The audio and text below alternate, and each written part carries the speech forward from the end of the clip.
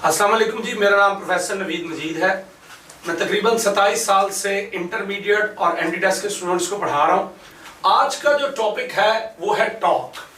ये जो word torque है ये सबसे पहले रोमन्स ने यूज किया था और ये वर्ड टॉर्क जो है ये टॉर्क्यूलर से निकला है, जिसका मतलब होता है ट्विस्टेड ऑर्नामेंट्स। ट्विस्टेड का मतलब ऐसे जेवरात जिनको आपने घुमाया हुआ है मुख्तलिफ तरीकों से, तो वहां से ये टॉर्क का कंसेप्ट निकला है। इसलिए टॉर्क की डेफिनेशन ट्विस्टिंग इफेक्ट भी होती है या टर्निंग इफेक्ट भी होती है। जो टर्निंग इफेक्ट होता है फोर्स का उसे आप टॉर्क कहते हैं, घूमने का अमल। टॉर्क को आप मोमेंट ऑफ फोर्स भी कहते हैं। मोमेंट का मतलब भी घूमना ही होता है, फोर्स की वजह से घूमना, इसको मोमेंट ऑफ फोर्स भी कहते हैं। तो टर्निंग इफेक्ट जो है वो टॉर्क कहलाता है। आपने देखा होगा कि आप फोर्स लगाते हैं और डोर को खींचकर खोलते हैं तो आप डोर को भी घुमा रहे होते हैं, उसमें भी टर्निंग इफेक्ट दे रहे होते हैं। इसी तरह आपने अमूमन देखा होगा कि जो मैकेनिक्स होते हैं या जो टायर्स बदलते हैं वो नट्स को स्पैनर की मदद से, जिसे आप टायर रेंच भी कहते हैं, उसकी मदद से घुमा रहे होते हैं, तो वो भी टॉर्क ही है। अब जो टॉर्क है उसके बारे में हम आपको एक वीडियो दिखा रहे हैं जिसमें आपको पता लगेगा कि टॉर्क जो है वो डोर में किस तरह पैदा होता है। अब आपकी जो एफएससी की टेक्स्ट बुक है उसमें टॉर्क को डोर की एग्जाम्पल से नहीं समझाया गया, उसको समझाया गया है एक स्पैनर की एग्जाम्पल से। अब वो स्पैनर की एग्जाम्पल क्या है? देखिए, ये एक आपके पास एक स्पैनर है जिसे आप टायर रेंच भी कह सकते हैं। इसको आम जबान में अगर आप कभी नोट कीजिएगा तो आम जबान में इसको चाबी कहते हैं। मैकेनिक्स इसको चाबी का नाम देते हैं और इसमें ये एक नट है और आपने इस स्पैनर के एंड पर ये फोर्स F लगाई है। अब जिस डायरेक्शन में फोर्स लगाते हैं उस डायरेक्शन को line of action of force कहते हैं, line of action of force कहते हैं। जब आप ये फोर्स लगाते हैं तो ये स्पैनर जो है ये इस तरह रोटेट कर जाता है, टर्निंग इफेक्ट आ रहा है। अगर आप गौर से देखें तो ये नट वाली पॉइंट के इर्द गिर्द रोटेट कर रहा है।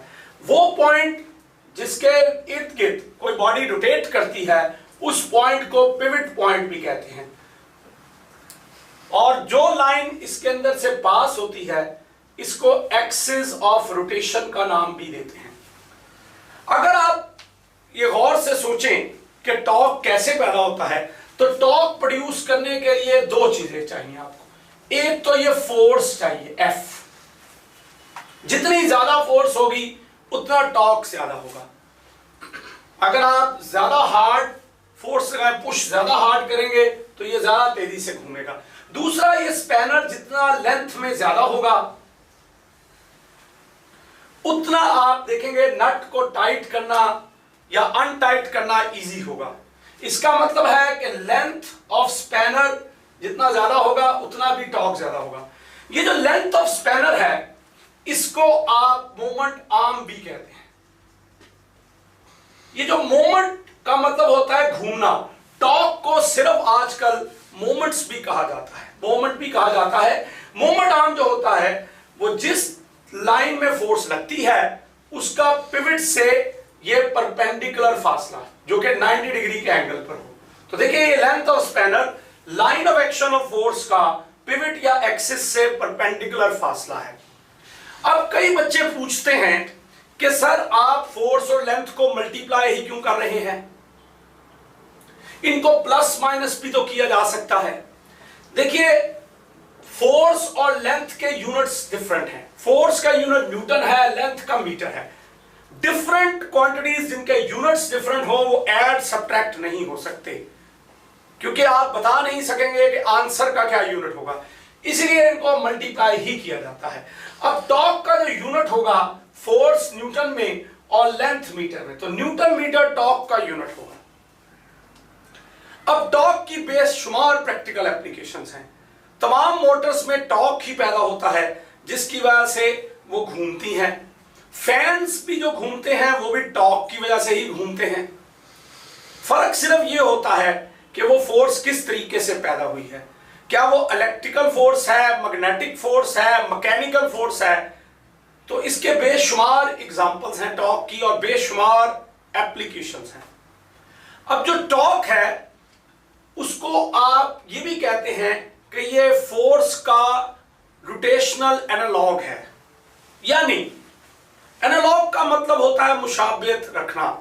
जो काम फोर्स का लीनियर मोशन में है यानी लीनियर एक्सेलरेशन, टॉर्क का वही काम एंगुलर मोशन में है यानी रोटेशनल एक्सेलरेशन पैदा करना।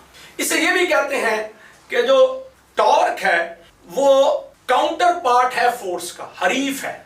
अब ये काउंटर पार्ट का क्या मतलब है जी? काउंटर पार्ट का मतलब कुछ इस तरह समझाया जा सकता है कि जैसे क्रिकेट में पाकिस्तान और इंडिया एक दूसरे के काउंटर पार्ट है, हरीफ हैं।